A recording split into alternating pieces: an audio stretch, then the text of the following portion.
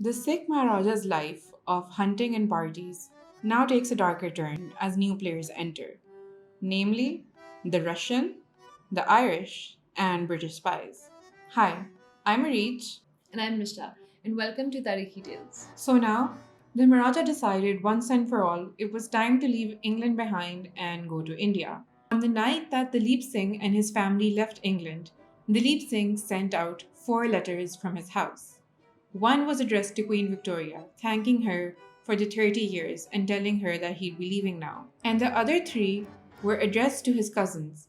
And they were really weird letters because they had no context, just one word: started. And there are no details what it means, but assumingly he wanted his cousins to know that whatever they had agreed on, he had started that. But now we see the British being British again, and they break another promise. As soon as the boat leaves, they panic, and now they want to stop the Maharaja from going to India. They think suddenly it's not a great plan, and even getting him as close as Madras is too dangerous. So they quickly go and try to apprehend him in the Middle East in Aden. They issue a warrant of arrest in Simla in April 16, 1886. And the premise of the warrant was that this was for the security and safety of the British Raj.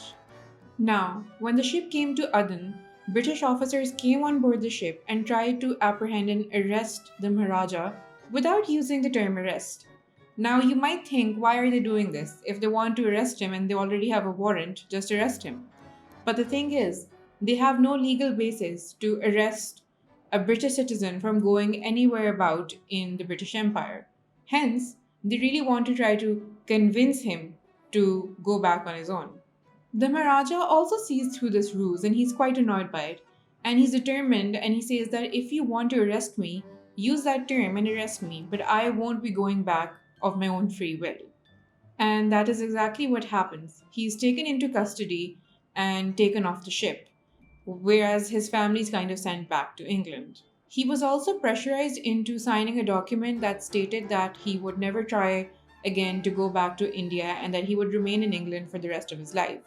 But he kind of opposed this and didn't sign the document. But he right out refused to sign the document. While he was in jail in Aden, he also converted back to Sikhism, and the British allowed this, although reluctantly. So, on 25th May 1886, the last Maharaja of Punjab, who had previously converted to Christianity, has now reverted back to Sikhism. But by this time, in captivity, the Maharaja's health wasn't doing as well. His heart wasn't functioning well, and it's said that it was due to the excessive heat. Now, the British are very worried again because they don't want him to die in captivity, because that would definitely create havoc back in India. So, the solution they found is that they tell him, okay, fine, you can go back, you can go to Europe without any conditions. Like previously they were trying to get him to sign these documents. They're like, okay, you can go back unconditionally, but let us tell you very firmly that you're never to go back to India or Punjab. The Maharaja at this point was very disheartened and he agreed to this. But obviously, in his heart, he must have been like, we'll see. He was so disheartened by the attitude of the British that he basically told them that, you know what, I no longer want any of the money you're giving me for pension that was agreed upon in the Treaty of Lahore. You can keep it all. But he was very careful to mention that Lady Logan, Dr. Logan's wife, and some other people that that whose pay did come out of his pension, those should be those should be paid in full. So the Maharaja now moved to Paris, and immediately he was seen with one of his old love affairs, Ada Winterell. And she is actually the chambermaid of the Cox Hotel where he used to stay previously when he was having his affair with Polly Ash. So, yeah. So he basically starts living with her and he's smitten in love once again. He keeps calling her his queen while his actual wife, Bamba, and the rest of the children are back in England. It's during this time that his true intentions actually come to light. When one of his old friends from England basically reaches out to him and says that he should fight a legal battle with the British and he should continue this. But the Maharaja then tells him in great detail that I have a plan. So, what he wants to do now is that he wants to get in touch with the Russians and he wants to convince the Tsar to give him just about 100,000 men. Oh, sorry, just about 10,000 men, and he needs only that much to be able to reach the borders of Punjab. And when he gets there, then there are an additional 45,000 men already waiting for him to come back, and they will come and join the army. Once they will join and rebellion will be started, he knows that the entirety of Punjab will rise up and stand behind him. So, how did the Maharaja get from being disheartened towards this plan? Now the Maharaja is staying at a hotel. Over there, he's working with a guy named Patrick Casey. Interestingly enough, the same guy, Patrick Casey, was previously involved in a plot that was essentially to blow up Queen Victoria with dynamite. Now, Casey reached out to the Maharaja and he introduced him to a Russian journalist called Katkov, who had connections in the court of Russia. Now, slowly the Russians were coming closer to the Maharaja and the British were becoming uneasy about this kind of alliance. And so, what do? They place a double agent near the Maharaja. This double agent is General Charles Carroll Tevis, and he's an ex US Army cavalryman. And he essentially becomes like the right hand man of the Maharaja. And what this does is give British access to all the information, and he literally reports everything back to them. One such incident is the letter the Maharaja writes to the Tsar of Russia, Alexander III.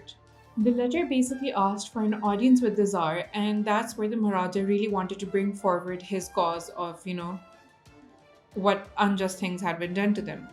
Tevis not only reads the letter, but he copies it word by word and sends it back to Britain. The Maharaja and Ada now don't really know about this betrayal, but disguise themselves and go onwards towards their journey in Russia.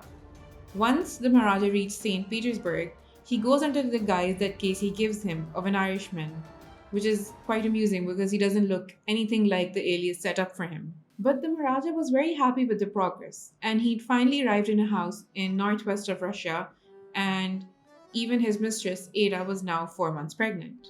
Both were waiting to hear from their correspondent Katkov, but disaster struck. Turns out that Katkov had passed away on August 1st, and he was the only source or access that the Maharaja had to the court of Russia. And now, eventually, with his death, and this whole alliance essentially becomes heavily watered down. Around the same time, on 18th August, news arrived that his cousin Thakur Singh, who was kind of dealing with the affairs the Maharaja had given him and the title of Prime Minister, had essentially died. And the Maharaja suspected that this might be murder, but he had no proof of it. And a month later, his wife, Bamba, also passes away. And now we kind of go back to his family in England. Now, as you remember, he sent them back from Aden, and they had a really tough time. They made a big fuss of going and never coming back, and they come back, they're embarrassed, and they have no money. And what does their father do? He essentially goes off with his mistress to Paris and then to Russia, and he doesn't really take care of their financial needs anymore as well. And Bamba also is left with her children in England. When Bamba died, the Maharaja didn't really go to her funeral because he was still in hopes that he could have an audience with the Tsar in Russia and kind of, get things going. But further bad news comes in 1888, where essentially the Tsar declines his request. And at this point, the Maharaja realizes that nothing can be done in Russia, and his connections and efforts here were a waste. So now the Maharaja painstakingly makes his way back to Paris. And over there, he basically slips back into a state of despair where he's almost always drunk and he's not really taking care of himself anymore. The journey actually back to Paris also again took a very heavy toll on his financials, and Ada was again pregnant. So now the Maharaja decides that he should probably marry her because his first wife has passed away, and in order to cover all the expenses, he actually sells off and auctions off some more of his jewels. Now, as I mentioned, his health wasn't really doing any good. On the morning of July 13, 1890, he actually suffers a stroke that leaves his left side paralyzed. When news of this reached England, both his sons basically rushed to his side. And at this time, he felt so defeated that he actually asked one of his sons to pick up the pen and write a letter to the Queen begging for pardon. The Queen actually still had a soft spot for him and decided to forgive him. He also wrote apology letters to Lady Logan and some other members that he felt that he needed to make amends with.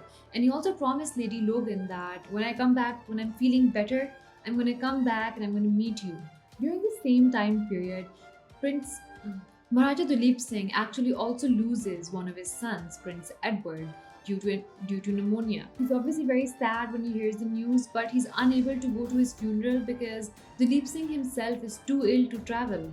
Now, during this entire time, there's a very interesting entourage that reaches Paris. It's a Sikh ruler, Jagatjit Singh, who is actually the ruler of the princely state, Kapurthala, and he's basically touring Europe with his entourage. On 2nd October 1893, he basically visits the Maharaja and he writes a very sorry account as to what he sees. The Raja wrote, "This morning I paid a visit to the Maharaja Duleep Singh, who is living not very comfortably in a small hotel with his wife and family. I found this unfortunate prince in very poor health, his memory being impaired and his limbs partially paralyzed. He appeared glad to see a countryman, and we conversed for a long time in Punjabi. He leads an unsatisfactory life, wandering from place to place, and he gives me the impression of a man whose mind is affected. I feel quite sad when I think of this unhappy history."